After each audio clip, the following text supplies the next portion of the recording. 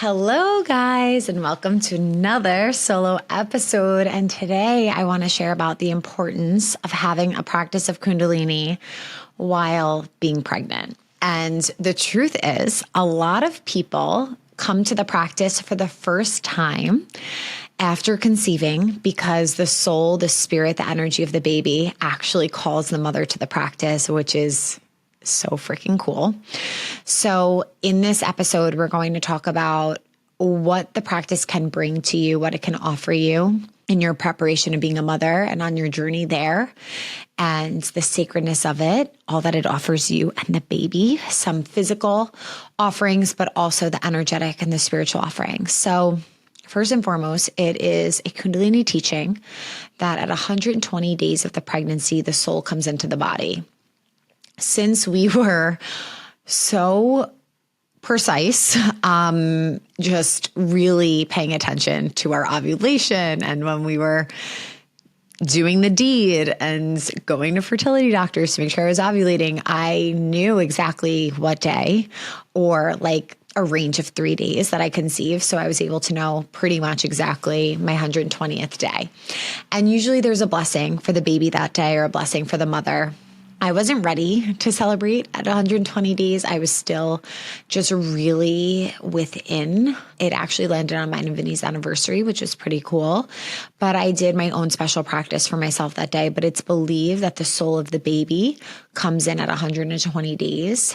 And from there, the subconscious mind begins to develop. So after 120 days, it's really our responsibility to be so aware of our thoughts, of our feelings, of what we're consuming and the energy that we want to be around, because that subconscious mind is beginning to form of the baby.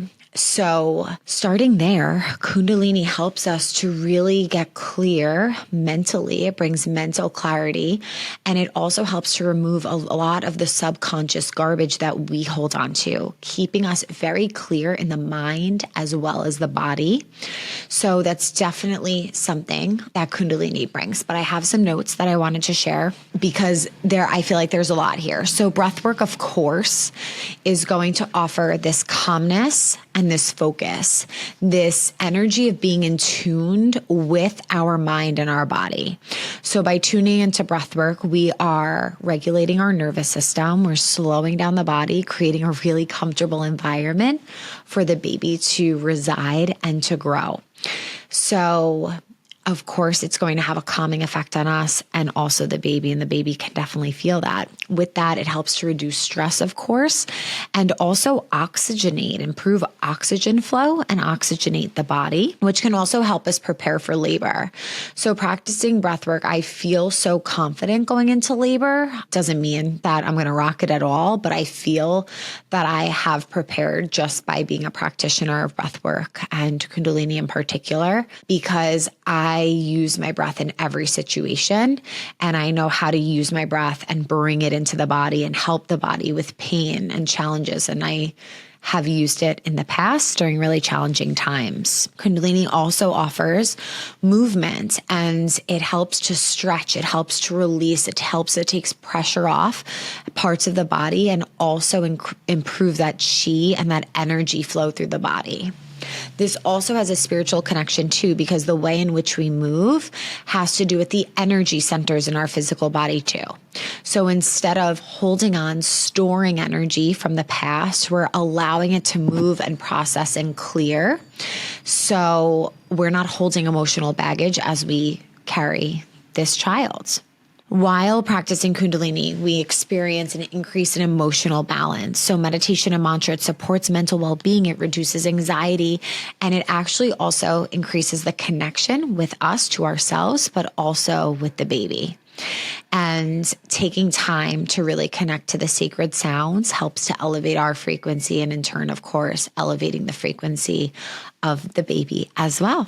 The practice also helps us to prepare for birth, because some of them are designed to really give us the awareness over our body, stretching of the hips, but also the awareness of the pelvic floor. A lot of the time we do a gentle root lock squeezing the lower muscles like a Kegel, which helps to strengthen the pelvic floor, giving us awareness of that area, guiding us through birth and even after. Some of the practices are challenging, and it helps us to build stamina and that inner resilience, that warrior energy we're going to need for birth and just for motherhood. So that's another amazing pro for practicing Kundalini while pregnant. Some other more spiritual practices is deepening the bond with the baby. Chanting and vibration help to create a nurturing sound environment and actually connect their surrounded in amniotic fluid. And when we chant, water takes on the vibration of the sounds, and it creates this really nurturing connection and environment from us and the baby as well. As we meditate, it expands our heart center. And also we can bring that energy to our womb space too. When we meditate and when we become a practitioner of Kundalini, we really start to have so much more power over our energy and the direction of our energy. And we can send that to different spaces in the body. And you just start to feel that. The practice also helps us to trust our inner wisdom. Our intuition becomes undeniable. We start to receive messages and visions of what we're meant to do, where we're meant to go, and even how we're meant to plan for the birth and beyond. Kundalini will always deliver us these messages when we're willing to listen, when we create the space for the practice and open up to what messages we're meant to receive. So it helps us to really activate our intuition and be able to tune into that and act from a more guided and centered space. Pregnancy can be a really scary time if we allow it to be. And there could be a lot of outside noise, whether it's from doctors or practitioners or other people and their personal journeys of pregnancy.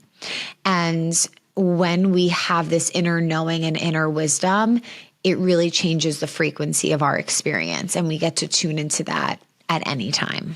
It also helps us to honor the energy of the mother and this divine feminine energy that lives within us. And a lot of these practices help to activate the Shakti, that beautiful, powerful, divine energy of a woman. And as we practice, we awaken that creative energy, that Kundalini energy, the sexual energy, the female energy, and allow that to rise within us and embody that.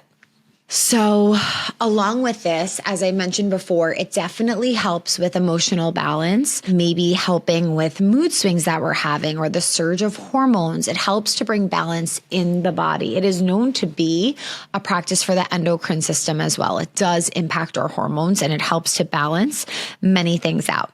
So when we chant or when we have breath work, it helps to stabilize our emotions, our feelings, and bring us back into our truth.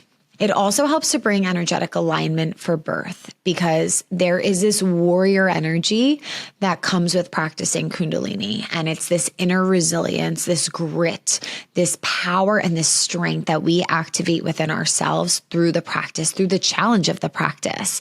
And that in itself is preparation for what is to come, how possible anything is through our physical body and by utilizing our breath. So there are some things that you don't want to practice while you're pregnant. Kundalini sometimes has very activating breath works like breath of fire or breath holds, holding out, suspending the breath out.